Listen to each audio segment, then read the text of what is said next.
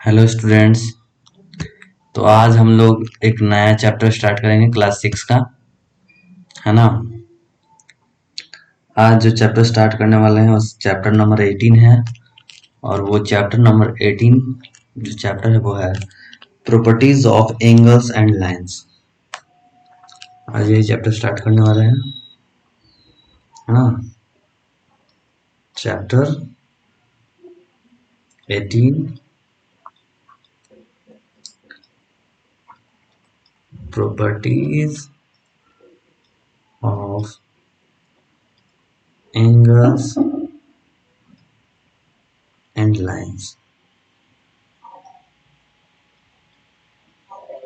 ठीक है, इस चैप्टर को स्टार्ट करेंगे। क्लास 6 का चैप्टर है, चैप्टर नंबर 18। इसमें सबसे पहले नंबर हम प्रॉपर्टी देखेंगे, वो है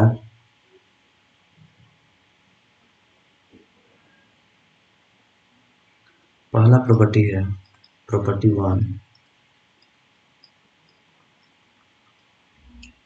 when two straight lines are intersect, जब दो लाइन एक दूसरे को क्या करती है, इंटरसेक्ट करती है। प्रॉपर्टी सुनते जाइएगा। व्हेन टू लाइंस इंटरसेक्ट, ठीक है, the sum of each pair of adjacent angle is always 180 degree, the vertically opposite angles are equal.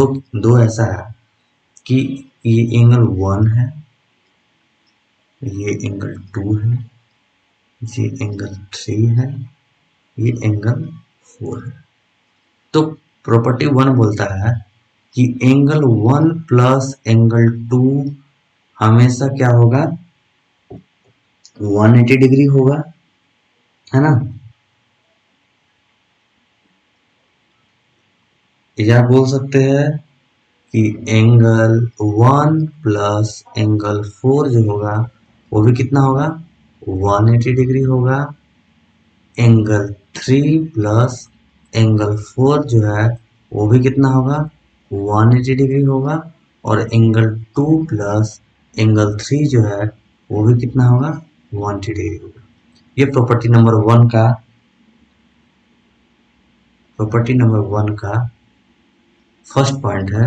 ये कौन सा लाइन बोला था, जैसे when two straight lines intersect, first the sum of each pair of adjacent angle is always 180 degree। ये वही उसी का हम लोग मैथमेटिकली लिखे रिप्रेजेंट किए हैं। ये जो लैंग्वेज लिखा हुआ था, the sum of each pair of adjacent angles is always 180 degree, उसी को मैथमेटिकली रिप्रेजेंट किए हैं। और दूसरा क्या है, दूसरा बोलता है the vertically opposite angles are always equal. ये क्या है, इसका क्या मतलब हुआ, the vertically opposite angles are always equal, यानी एंगल 2 जो हो वो हमेशा एंगल 4 को क्या होगा, इक्वल होगा वर्टिकली अपोजिट एंगल से। ठीक है, और एंगल 1 जो होगा वो ऑलवेज इक्वल होगा एंगल 3 का, वर्टिकली अपोजिट एंगल। हम ये दोनों लैंग्वेज को भी नीचे लिख देते हैं, यहीं पे लिख देते हैं, ठीक है, कि समझ में आए। वैसे वो बड़ा हो जाएगा लेक्चर, इसलिए हम नहीं लिखना चाहते थे। क्या है प्रॉपर्टी नंबर 1, हम इसको एक्सप्लेन कर देते हैं अभी। कि जैसे ये लाइन है, ये एक लाइन है ना। अब इसमें ये कॉमन वर्टेक्स हो गया और ये कॉमन आर्म हो गया। तो 1 और 2 जो होगा एडजेसेंट एंगल होगा ना। एडजेसेंट एंगल किसके लिए, नाम दे देते हैं, ओ यहाँ पे नाम देते हैं इसको ए बी सी डी, समझने का प्रयास कीजिएगा। ठीक है, ये पहला प्रॉपर्टी का पहला प्रॉपर्टी 1 में पहला क्या बोलना चाहता है कि वो इस एंगल के लिए एक एंगल 1 एंगल 2 का हम जिक्र कर रहे हैं, उस पर हम बात बोल रहे हैं कि यहाँ पे जो ये पॉइंट है वो वर्टेक्स है ओ। ठीक है, ओ क्या है, वर्टेक्स है। और कॉमन आर्म कौन है, ओडी। और ए ओ और ओ बी दोनों अपोजिट है, तो ये दोनों तो एडजेसेंट हो गया। एंगल 1 और एंगल 2 एक दूसरे क्या हो गया, एडजेसेंट हो गया। तो ये कहना है कि एंगल 1 और एंगल 2 हमेशा दोनों क्या होगा, सम इन लोगों का 180 डिग्री होगा, जब कभी ए बी और सी डी एक दूसरे को क्या करें, इंटरसेक्ट करें। इस लाइन को भी ध्यान देना है कि ये कब हो रहा है 180 डिग्री, जब ए बी और सी डी एक दूसरे को क्या कर रहा है, इंटरसेक्ट कर रहा है। तो जब दो लाइन एक दूसरे को इंटरसेक्ट करें, तो जब भी एडजेसेंट एडजेसेंट अगल बगल हो, ऐसा भी समझ सकते हैं, अगल दोनों आसपास वाले, 1 और 2 का सम भी 180 डिग्री होगा, 1 और 4 का भी सम 180 डिग्री होगा, 4 और 3 का भी सम 180 डिग्री होगा, 2 और 3 का भी सम 180 डिग्री होगा। ये सबसे फर्स्ट प्रॉपर्टी का में है, ठीक है। और उसी में सेकंड नंबर देकर बोला जा रहा है कि वर्टिकली अपोजिट एंगल इक्वल हो, हमेशा इक्वल होगा जब दो लाइन एक दूसरे को क्या कर रही है, इंटरसेक्ट कर रही है। जैसे कि ए बी और सी डी जब ये दोनों इंटरसेक्ट कर रहा है, ए बी और सी डी हो रहा है, तो ये एंगल इसके इक्वल हो जाएगा और ये एंगल इसके इक्वल हो जाएगा, ठीक है। ये सेकंड के लिए है कि ये एंगल इसके इक्वल होगा, ये एंगल इसके इक्वल होगा। ये प्रॉपर्टी है एंगल्स का, है ना, कि जब भी दो लाइन इंटरसेक्ट कर रही है, इंटरसेक्ट मतलब एक दूसरे को काट रही हो, किस पॉइंट पे इंटरसेक्ट कर रही हो ये जरूरी नहीं है ना। ये ऐसा भी हो सकता है कि ऐसे भी कट रहा हो, है ना। ये लंबा लाइन लीजिए, किस पॉइंट पे कट रहा है, बाइसेक्ट कर रहा है या नहीं, ये सारा जरूरत नहीं है। इंटरसेक्ट होना चाहिए, एक दूसरे को काटना चाहिए। तो जिस पॉइंट पे काट रहा होगा, है ना, ये जो ये पॉइंट है ओ, तो इसका वर्टिकली अपोजिट एंगल मतलब ये जो है इसके इक्वल हो जाएगा, ये है इसके इक्वल हो जाएगा, ये दूसरा पॉइंट है, ठीक है। ये फिर से बोल देते हैं लैंग्वेज में कि when two lines intersect each other, vertically opposite angles made by these intersecting line are always equal, ठीक है। और यहाँ पे क्या बोला कि जब दो लाइन इंटरसेक्ट कर रहा होगा तो एडजेसेंट एंगल, जैसे कि इसका एडजेसेंट एंगल ये हो गया 1 2, तो ये दोनों का सम 180 डिग्री हो जाएगा, इसका एडजेसेंट एंगल ये भी हो जाएगा, ठीक है। तो 1 3 का भी क्या हो जाएगा, 1 3 का भी सम कितना होगा 180 डिग्री होगा, और ये 2 4 का भी सम 180 डिग्री होगा, 3 4 का भी सम 180 डिग्री। समझ में आ गया होगा, ठीक है, समझ में आ गया होगा ये प्रॉपर्टी। आगे बढ़ते हैं, आगे बढ़ते हैं।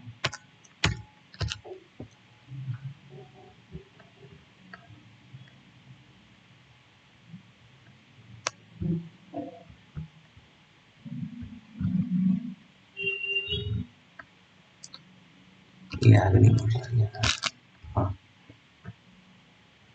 ठीक है, चलो इतना बढ़ा, ठीक है।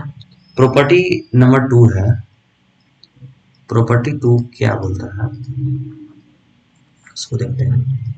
ये पहला समझ में आ गया होगा, क्वेश्चन में हम और अच्छे से समझा देंगे, है ना। प्रॉपर्टी 2 बोलता है if the sum of two adjacent angle is 180 degree their exterior arms are always in the straight line. अच्छा, ये बोलना चाह रहा है कि अगर दो एंगल का, ये लैंग्वेज हम लिखेंगे नहीं, बहुत बड़ा हो जाएगा, फिर से हम रिपीट कर देते हैं।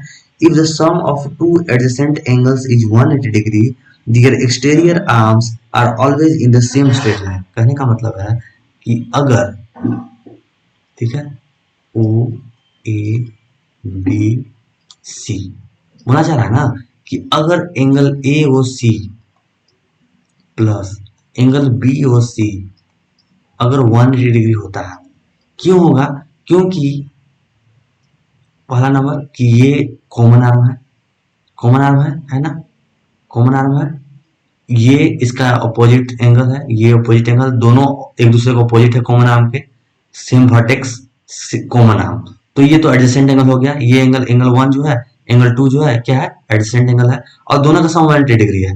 तो अगर ऐसा होता है, अगर if it happen that angle 1 plus angle 2 180 degree हो, तो कहना चाह रहा थी, ये प्रॉपर्टी बोलता है कि इसका जो एक्सटीरियर एंगल होगा, एक्सटीरियर एंगल में बाहर साइड का जो एंगल होगा वो हमेशा क्या होगा, 180 डिग्री होगा, स्ट्रेट लाइन होगा, स्ट्रेट स्ट्रेट लाइन, ठीक है, समझिए। ये भी हमेशा क्या रहेगा, स्ट्रेट लाइन रहेगा, 180 डिग्री का एंगल फॉर्म करेगा अगर 1 और 2 का सम क्या होता है, 180 डिग्री होता है। ये बात समझ आ गया। अगर if angle A O C plus B O C equal to 180 degree, then A O B,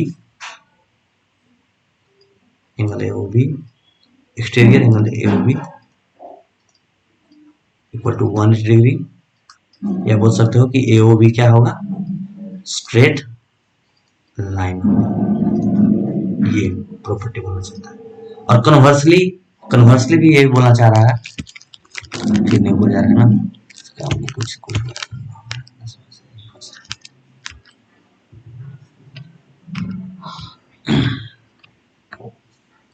दूसरा क्या बोल रहा है, कन्वर्सली है, if the exterior arms of two adjacent angle are in the same straight are in the same straight line the sum of the angles is always 180 degree. Same conversely कि अगर यहाँ पे सेम कन्वर्सली बात है ना, कि अगर ये 180 डिग्री होता है तो 1 + 2 का सम क्या होगा, 180 डिग्री होगा। तो ये प्रॉपर्टी 2 हो गया कि अगर 1 + 2 ये दोनों जो एंगल है इन दोनों का सम 180 डिग्री होता है तो जो बाहरी एक्सटीरियर एंगल होगा वो 180 डिग्री होगा। ये हमारा प्रॉपर्टी नंबर 2 है। ठीक है, समझ में आ रहा होगा। अब आगे चलते हैं, आगे का प्रॉपर्टी देखते हैं क्या है। ठीक है, कुछ इस पे एग्जाम्पल कर लेते हैं फिर आगे देखेंगे। जैसे कि एक एग्जाम्पल है, two straight line A B and C D intersect at point P if angle BPD 54 degree find the given region। कौन कौन सा एंगल फाइंड करना है वो देखते हैं। पहला क्या बोला कि दो लाइन इंटरसेक्ट कर रहा है। क्वेश्चन ये है, क्वेश्चन ये बोलता है कि एक लाइन ए बी है, समझते जाइएगा, और एक लाइन सी डी है। प्रॉपर्टी को हम लोग यहाँ पे यूज करेंगे। ठीक है, सी डी है। ठीक है, ये दोनों इंटरसेक्ट कर रहा है एट पॉइंट पी। इस पॉइंट पी पे इंटरसेक्ट कर रहा है।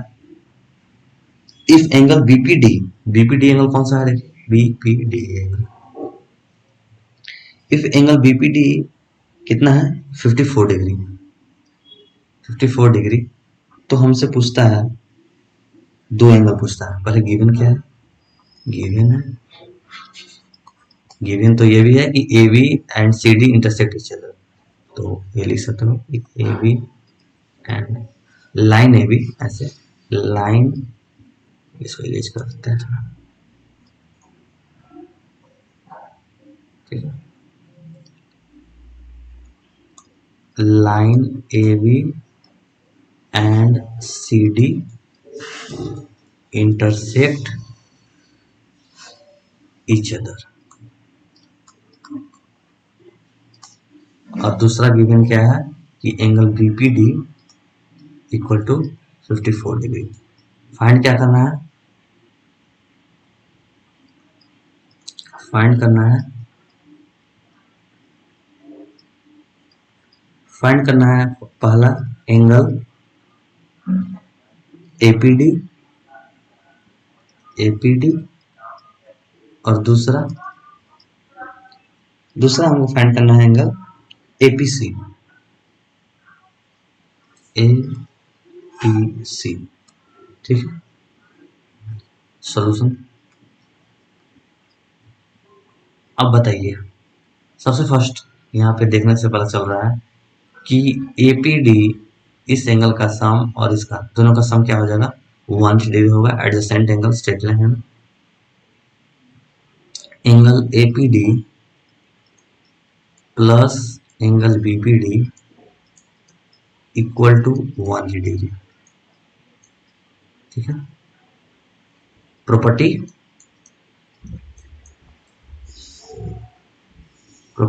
1 से भी होता है, प्रॉपर्टी 1 से। ठीक है, प्रॉपर्टी 1 से। ठीक है, तो एपीडी को हमको फाइंड करना है, इसको ऐसे ही छोड़ देंगे। और बीपीडी का एंगल हम जानते हैं 54 डिग्री, 180 डिग्री। फिर एंगल एपीडी क्या हो जाएगा,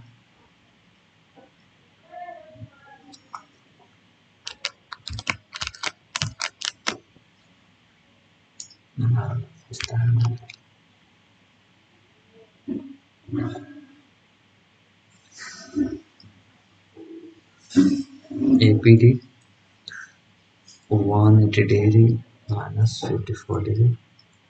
ठीक, 6 2 ये 126 डिग्री हो गया। और फिर बोला कि एपीसी भी फाइंड करना है। एपीसी देख रहे हैं ना, तो यहाँ पे हमको डायग्राम पे भी जाना होगा, ठीक है। पहला हम यहाँ पे इसको बता देते हैं कि डायग्राम के बिना ये नहीं सॉल्व होगा। डायग्राम देखेंगे तो अच्छा लगेगा इसका। और नीचे कर लेते हैं,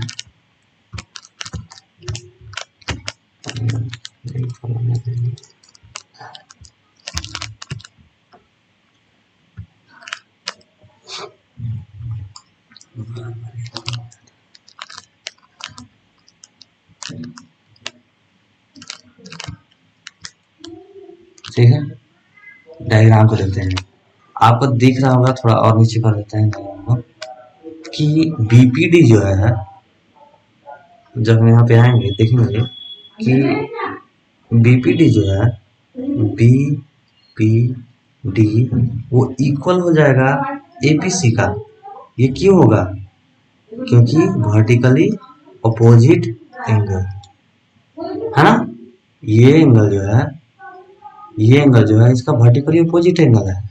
जब लाइन इंटरसेक्ट कर रहा है एक दूसरे को, ये लाइन और ये लाइन जब इंटरसेक्ट कर रहा होगा तो ये और ये दोनों वर्टिकली अपोजिट एंगल हो जाएगा। और हम लोग प्रॉपर्टी नंबर 1 में देख चुके हैं कि जब दो लाइन एक दूसरे को क्या करते हैं, इंटरसेक्ट करता है, तो वो क्या होते हैं, वर्टिकली अपोजिट एंगल होता है ना।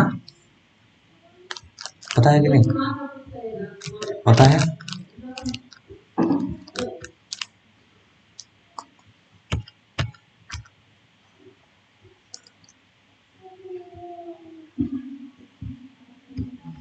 ठीक है, आया ऊपर। ठीक है, तो इसका मतलब क्या हो गया कि बीपीडी कितना था, निकालना क्या था, ये होगा ही नहीं, लैपटॉप में एपीसी निकालना था और बीपीडी था कितना, 54 डिग्री। तो यहाँ डायरेक्ट लिख दो कि बीपीडी कितना है, 54 डिग्री, और एपीसी निकल गया यहाँ से। तो हम जो दोनों फाइंड करना था, ये एक 126 डिग्री निकल गया, एक 54 डिग्री निकल गया, बन गया दोनों। कोई भी डाउट है इसमें? ये दोनों प्रॉपर्टी का यूज करके हम लोग फाइंड किए हैं दोनों का दोनों क्वेश्चन, ठीक है। ठीक है, अब आगे बहुत सारा क्वेश्चन इसी पे है, देखते रहना है, बनाते रहना है इसमें, ठीक है। अब नया कॉन्सेप्ट के ऊपर जाते हैं, पैरेलल लाइंस। क्या होता है पैरेलल लाइंस? यहाँ पे आते हैं नया कॉन्सेप्ट का, पैरेलल लाइंस।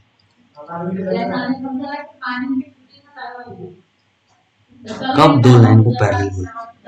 एक लाइन मान लीजिए लाइन एल है, ये लाइन एल है और ये लाइन एम है, तो हम इन्हें पैरेलल कब बोलेंगे?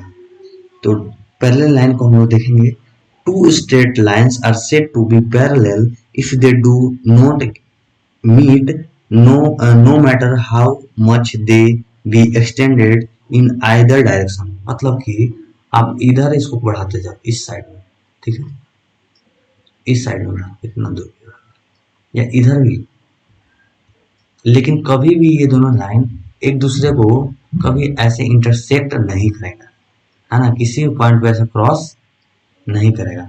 ये हमेशा रेलवे ट्रैक जो हम लोग होता है वो हमेशा पैरेलल लाइन होता है, कभी एक दूसरे को इंटरसेक्ट नहीं करता है ना, दोनों क्या होता है, पैरेलल होता है एक दूसरे का। वैसे ही इनके बीच का डिस्टेंस जो है वो हमेशा क्या होता है, इक्वल होता है। अगर ये x डिस्टेंस है यहाँ पे, तो इस डिस्टेंस पे भी कितना होगा, x डिस्टेंस होगा, है ना। मतलब ये दो लाइन जो है, लाइन L, लाइन M, ये दोनों कभी एक दूसरे को मीट नहीं करेगा, कभी एक दूसरे को ऐसे क्रॉस नहीं करेगा, नेवर, है ना। ये हमेशा इसी डायरेक्शन में एक दूसरे के साथ चलता जाएगा, इसी एक डिस्टेंस से, जो डिस्टेंस मान लीजिए x ली, x डिस्टेंस है, तब ये दो लाइंस को क्या हम बोलेंगे, पैरेलल लाइन बोलेंगे। नोटेशन ऐसे है, L parallel to M। L line और M लाइन कब पैरेलल होगा, जब आप इसको किसी भी डायरेक्शन में जब बढ़ाएं तो ये दोनों लाइन कभी भी एक दूसरे से क्या ना हो, इंटरसेक्ट ना हो, ये उतना ही डिस्टेंस लेकर किसी भी डायरेक्शन में बढ़ते चले जाए, तो दोनों लाइन क्या होगा, पैरेलल होगा, ठीक है। पैरेलल लाइन समझ में आ गया होगा, ठीक है। आगे जब इसमें बात करेंगे, पैरेलल लाइन कॉन्सेप्ट हो गया, ठीक है। कॉन्सेप्ट ऑफ ट्रांसवर्सल लाइन, ठीक है। देखो ट्रांसवर्सल लाइन किसे बोलते हैं, ट्रांसवर्सल लाइन, ठीक है, ट्रांसवर्सल लाइन,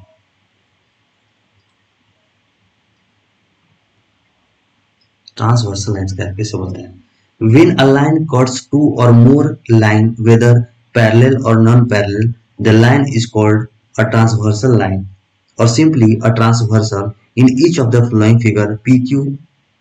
देखिए जैसे कि ये दो लाइन हम साथ साथ में स्टेटमेंट जो उसका डेफिनेशन है वो भी पढ़ लेते हैं, है ना, कि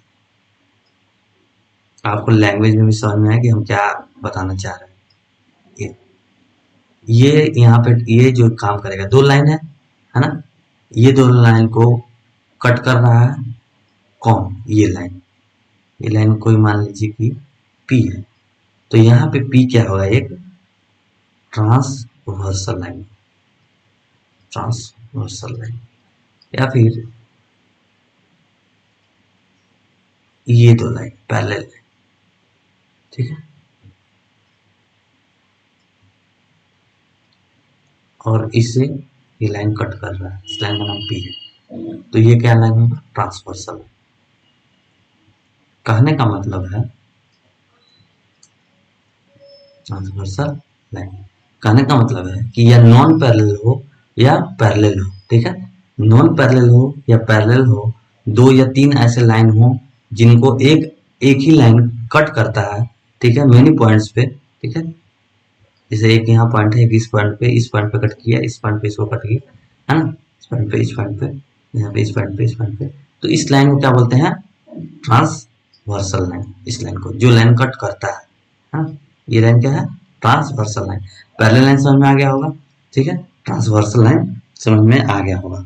अब इससे हम लोग एक नया कॉन्सेप्ट को सीखेंगे, और ये जो बहुत बड़ा चीज है, बहुत बड़ा कॉन्सेप्ट है, इसके बिना आप इसका कोई भी प्रॉपर्टी समझ नहीं पाएंगे एंगल्स और लाइन का, और ये होता है, ये देखिए मान लीजिए ये दो लाइन है पैरेलल है, ध्यान से, ठीक है, ये दो लाइन पैरेलल,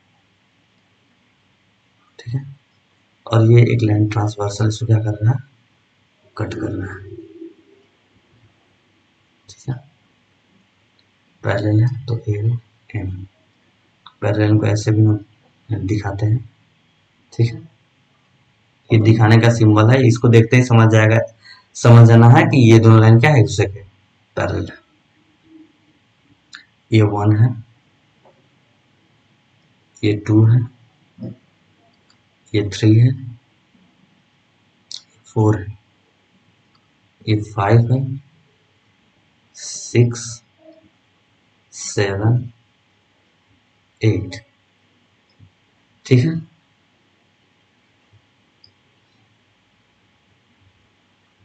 ठीक है,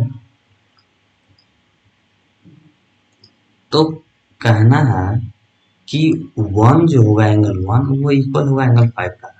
ये सारा सब चीजें होती है, इसको हम अभी दिखाएंगे, ठीक है। एंगल 1 होगा एंगल 5 का, एंगल 3 होगा एंगल 7 का, एंगल 2 होगा एंगल 6 का इक्वल, है ना, एंगल 4 होगा इक्वल एंगल 8 का, और इन्हें हम बोलते हैं कोरेस्पोंडिंग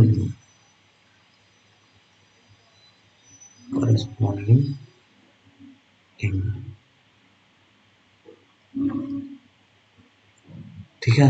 कोरेस्पोंडिंग एंगल क्या होता है, हमेशा इक्वल होता है, एंगल 1 एंगल 5 का कोरेस्पोंडिंग है, एंगल 3 एंगल 7 का कोरेस्पोंडिंग है, एंगल 2 एंगल 6 का कोरेस्पोंडिंग है, और एंगल 4 एंगल 8 के कोरेस्पोंडिंग है। देखिए यहाँ पे ध्यान दीजिएगा इस बात को कि एल एम का पैरेलल हो और तब कोई ट्रांसवर्सल लाइन क्रॉस कर रहा हो उसे, तब ये चीजें सेटिस्फाइड होंगी। ये चार चीजें जो कोरेस्पोंडिंग एंगल प्रॉपर्टी है, ये तब ही हो पाएगा किसी भी लाइन पे जब दो लाइन एल और एम एक दूसरे को क्या हो, पैरेलल हो, और कोई एक ट्रांसवर्सल लाइन से क्या कर रहा हो, कट कर रहा हो। तब यहाँ पे आप डायरेक्ट लिख सकते हैं कि अगर यहाँ पे कोई एंगल होगा तो इससे यहाँ पे बोल सकते हैं कि ये और ये दोनों इक्वल है, 1 और 5 इक्वल है, 2 और 6 इक्वल है, 3 और 7 इक्वल है, और 4 और 8 इक्वल है, करस्पॉन्डिंग एंगल है। ठीक है। दूसरा जब हम इस पे बात करेंगे तो इस पे ये बात होगा कि एंगल 2 एंगल 3 के इक्वल होगा। ये बताने का भी जरूरत नहीं, हम लोग स्टार्टिंग से पढ़ते जाए, अभी लेक्चर स्टार्ट से। एंगल 1 एंगल 4 के इक्वल होगा, एंगल 6 एंगल 7 के इक्वल होगा, एंगल 5 एंगल 8 के इक्वल होगा। ठीक है। ये क्यों एंगल होगा इक्वल होगा? Vertically opposite angle. मान लीजिए ये एक लाइन था एल और ट्रांसवर्सल लाइन दोनों इंटरसेक्ट कर रहा है ना, और हम लोग प्रॉपर्टी पढ़ चुके हैं कि जब दो लाइन इंटरसेक्ट करता है तो वर्टिकली अपोजिट एंगल क्या होता है? इक्वल होता है। तो 2 3 के इक्वल हो जाएगा, 1 4 के इक्वल हो जाएगा। वैसे ही यहाँ पे भी देखिए एम और ट्रांसवर्सल लाइन जो है इसको पी नाम देते हैं। जब ये दोनों इंटरसेक्ट कर रहा है तो 6 7 के इक्वल हो जाएगा, 5 8 के इक्वल हो जाएगा। तो कोरस्पॉन्डिंग एंगल समझ गए, ऊपर ऊपर वाला। जब यहाँ पे ऊपर में है ना, तो ये ऊपर में, नीचे से नीचे में। ठीक है। ये नीचे से ये नीचे, और यहाँ 1 ऊपर है तो 5 ऊपर है ना। यहाँ तक कोई डाउट नहीं होगा? फिर ये थोड़ा हाँ चलो आगे, ज्यादा ऊपर हो गया। ठीक है, कोई बात नहीं, हम यहाँ समझ जाएंगे कि यहाँ पे क्या था, यहाँ पे क्या था, 2 6 का इक्वल था, यहाँ 2 था, ये 1 था, नहीं लिखा था ये 1। ठीक है। अब यहाँ पे एक बात और आ जाएगा, क्या कि एंगल 4 जो होगा वो इक्वल एंगल 4,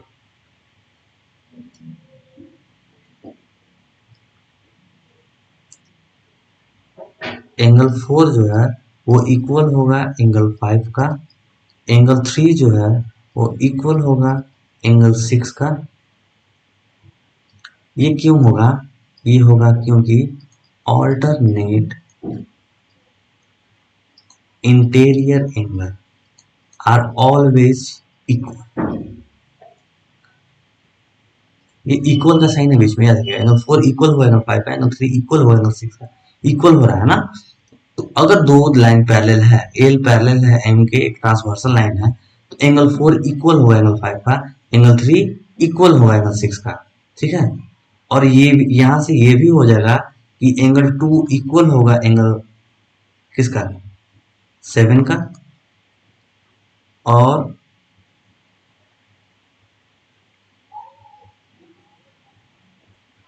ठीक है, एंगल 2 इक्वल होगा एंगल 7 का, और एंगल 1 इक्वल होगा एंगल 8 का।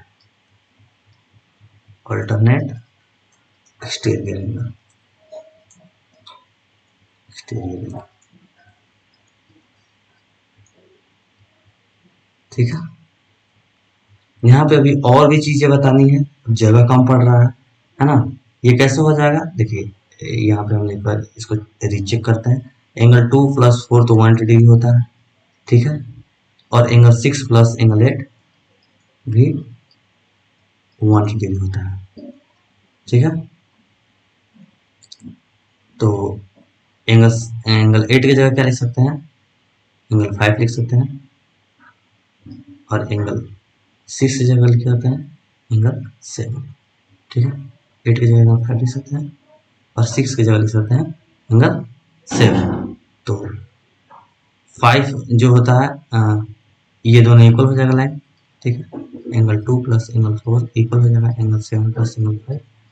तो यहाँ से क्या हो गया? एंगल 4 और 5 तो इक्वल है, एंगल 4 और 5 तो इक्वल है, तो एंगल 2 और एंगल 7। ठीक है, ठीक है, ठीक है। हमारा जो कॉन्सेप्ट है वो बहुत सही चल रहा है, कोई दिक्कत। ठीक है। अब इसमें एक और बातें आती हैं जो मेंशन करनी है। वो क्या है?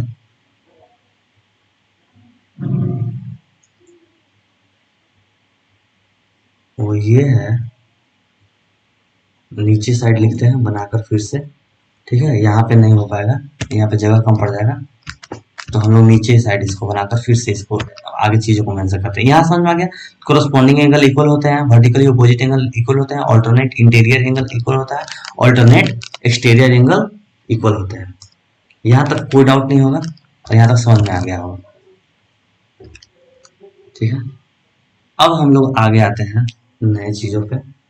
उसी का जो आगे का प्रोसीड करते हैं जल्दी जल्दी बनाकर, है ना। वहां पे हो नहीं पाता, जगह कम पड़ रहा था, तो डायग्राम भी दिखना जरूरी है। 1 2 3 4, जल्दी जल्दी यहाँ लिखते हैं।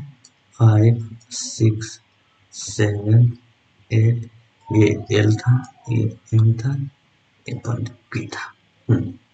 ठीक है, उसके बाद हम लोग जानेंगे इसमें और भी चीजें हैं। वो पहला ये क्या है कि एंगल 3 प्लस एंगल 5 जो होता है वो 180 डिग्री होता है, और एंगल 4 प्लस एंगल 6 भी क्या होता है, वो 180 डिग्री होता है। ठीक है, एंगल 3 प्लस एंगल 5 क्या होते हैं, 180 डिग्री होता है। एंगल 4 प्लस एंगल 6 भी क्या होता है, 180 डिग्री होता है। ठीक है, सम ऑफ, इसको बोलते हैं सम ऑफ एडजेसेंट इंटीरियर, इंटीरियर। ठीक है, आर ऑलवेज 180 डिग्री। तो हमारा सारा कॉन्सेप्ट अब क्लियर हो चुका है लाइंस और एंगल्स के बारे में।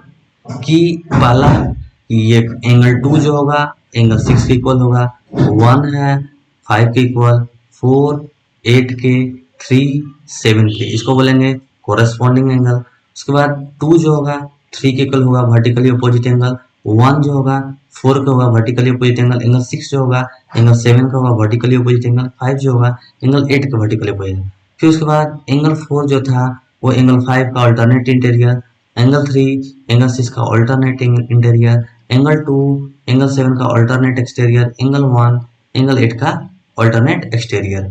उसके बाद दोनों का सम जो होता है, ये दोनों का सम वो भी क्या होता है, 180 डिग्री होता है। और ये दोनों का भी सम क्या होता है, 180 डिग्री। तो सारा कॉन्सेप्ट जो है क्लियर हो चुका है। यहाँ तक जितना भी लाइन्स एंड एंगल कॉन्सेप्ट था वो मैंने क्लियर करा चुके हैं। ठीक है, ठीक है, ठीक। अब आते हैं नए कॉन्सेप्ट पे।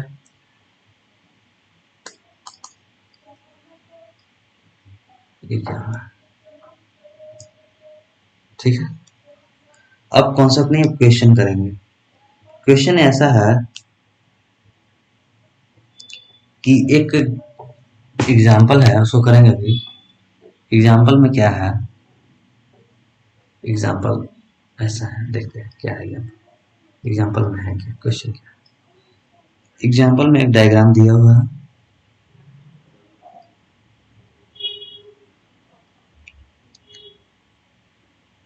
और एक ट्रांसवर्सल लाइन कटा हुआ है इसमें से। ठीक है, इस एंगल को माना हुआ है वाई, इसको, ये एंगल हो गया जेड, ये एंगल है 80 डिग्री, और ये है एक्स। ठीक है, ठीक है। In the given figure, alongside two parallel lines are cut by a transversal. Find giving regions the value of the angles x, y and z। वही बात है कि ये L और M पैरेलल है एक दूसरे के। पैरेलल को हम बता चुके हैं, ऐसे दिखाएंगे। ठीक है, P कोई एक ट्रांसवर्सल लाइन है, और बाकी ये एंगल हमको पता है। ठीक है, given L parallel to M, ये भी पैरेलल का सिंबल है। क्लास 6 के बच्चों को पता नहीं होगा तो हम दिखा दिए। ये पैरेलल का सिंबल लिखते समय और ये डायग्राम में दिखाने के लिए इस तरीके से एक भी दिखा सकते हैं, एक एरो ऐसा भी बना सकते हैं। इधर कहाँ गया, यहाँ पे ऐसे एक भी ऐसे बना सकते हैं पैरेलल दिखाने के लिए। ठीक है, अब फाइंड क्या करना है,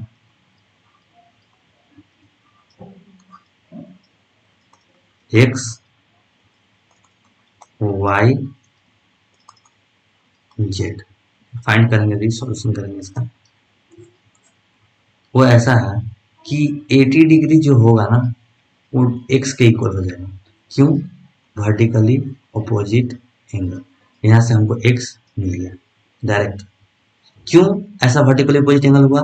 पहला कि ये लाइन जो है पैरेलल है, वर्टिकली अपोजिट एंगल के लिए पैरेलल का जरूरत भी नहीं है। ये लाइन जो है ये और ये P, ठीक है, एम लाइन एम और P दोनों इंटरसेक्ट कर रहा है, तो हम लोग प्रॉपर्टी 1 में देख चुके हैं जब दो लाइन इंटरसेक्ट करता है तो वर्टिकली अपोजिट एंगल इक्वल होता है, तो वहां से वर्टिकली अपोजिट एंगल का होगा। फिर क्या होगा कि एंगल x जो है एंगल y के इक्वल हो जाएगा। क्यों? Alternate interior angle.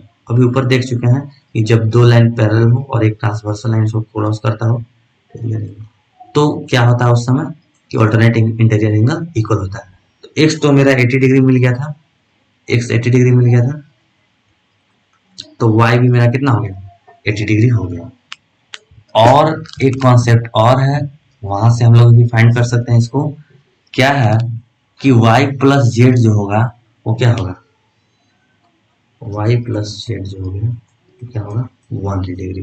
प्रॉपर्टी 1 में भी देखे थे, ठीक है, प्रॉपर्टी वन में भी इसको देखे हुए थे, ठीक है, कि को इंटीरियर एंगल्स क्या होता है? वो होता है, या यहाँ से भी ये y प्लस जेड से भी कर सकते हैं, या इससे भी कर सकते हैं, इससे भी कर सकते हैं। दो तरीके से इसको बनाया जा सकता है, y प्लस जेड से भी बनेगा और x प्लस जेड से भी बनेगा। यहाँ पे बोल सकते हैं कि को इंटीरियर एंगल्स आर सप्लीमेंट्री, पहले ही बता चुके थे वहां पे। सप्लीमेंट्री, सप्लीमेंट्री का मतलब जानते हैं 180 डिग्री।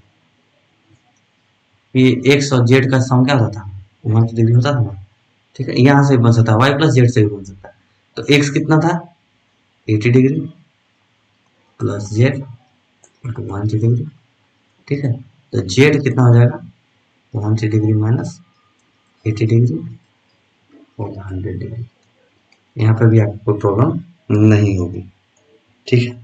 वैसे ही बहुत सारा क्वेश्चन है इसमें, प्रैक्टिस के लिए बहुत सारा क्वेश्चन है, और क्वेश्चन के लिए हम कोई अलग एक क्लास लेंगे जिसमें हम सारा क्वेश्चन प्रैक्टिस कराएंगे। आज जो है कॉन्सेप्ट कर दिए, और ठीक है, थैंक यू। समझ में आया होगा तो लाइक कीजिएगा।